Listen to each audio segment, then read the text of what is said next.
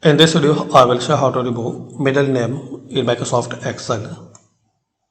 So we have this list and we need to remove this middle name. So firstly copy, then paste. Now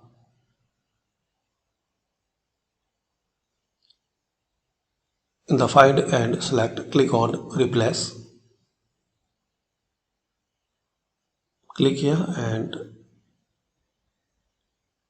replace. Now here space one time, then asterisk, then space, and replace with just one space, then replace all. So this way we can see in all data middle name is removed.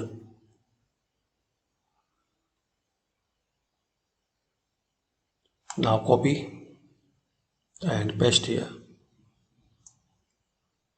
as a value.